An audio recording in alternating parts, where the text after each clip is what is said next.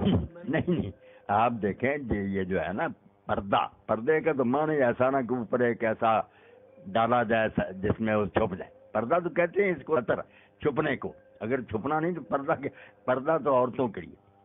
بالکل اللہ تعالیٰ نے ان کے لیے کہا. جب گھر سے باہر نکلے نا وہاں حکم آتا سورہ احزاب میں کہ اللہ نے اپنے نبی علیہ السلام سے کہا کہ اپنی بیویوں بیٹیوں مسلمانوں کی عورتوں کو کہہ دو کہ وہ سر سے لے کر نیچے تک بڑی چادریں اوڑھیں. یدنین علیہن من جلابیبہن، تو بڑی چادروں کا ایک پلو جو ہے اپنے منہ کے آگے ڈالیں.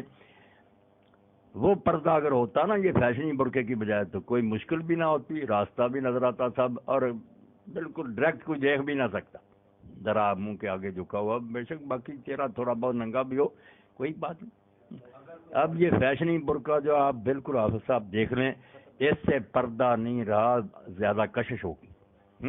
اور پھر ایک مصیبت جو قادیانیوں سے انہوں نے لے لی کہ آنکھیں ننگی باقی یہاں تک ڈنکا، یہاں تک پردہ، یہاں تک ماتھا بھی. پردہ تو آنکھوں کا تھا، آنکھیں تو لڑ رہی ہیں ایک دوسرے کے ساتھ، تباہی ہو رہی ہے. یہ کیا فائدہ، سارا ننگا کرنے آپ منہ بیریاں آنکھیں کی طرح چھپا رہے، سب بچ جائے گا.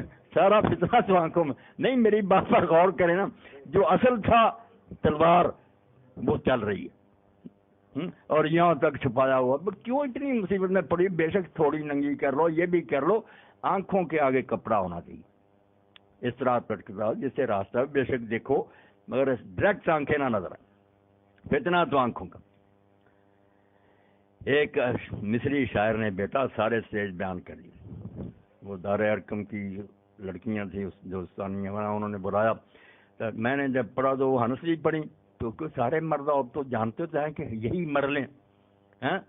نظراتن پہلے دیکھتے ہیں ایک دوسرے، تب ابتسامتن پھر مسکرانا شروع کرتے، فسلامن پھر ایک دوسرے کو آتے جاتے السلام علیکم، فکرامن پھر باتیں شروع ہو جاتی ہیں. اب تو ٹی وی پر بھی کرتے ہیں، ٹیلی فون پر بھی لوگ کرتے ہیں. بچیاں پوچھتی ہیں کہ منگنی ہو چکی. میں نے کہا منگنی کیا، صرف ایک وعدہ، کوئی آپ کا نہیں لگتا. اگر آپ باتیں کریں گی وہ آپ کا بیگانہ، یہ بدکاری. جب شادی ہوگی پھر نکاح ہو کے بعد خامدی بنتے. اب کیا، صرف ایک وعدہ. اور اس سے بھی کئی بڑے سکینڈل بنے ہیں، بڑے بڑے فتنے اٹھ کھڑے ہوئے کہ بعد میں رشتے ہٹ گئے تو وہ سارا کچھ خراب ہو گیا. وہ تصویریں ان کے پاس اور ساری آوازیں. فکلامن پھر باتیں، فموعدن پھر وعدہ، فلقاؤ پھر ملاقات. یہ دیکھو کیسے اس نے نا بالکل موٹی پرو دیے. نظرتن فابتسامتن فسلامن.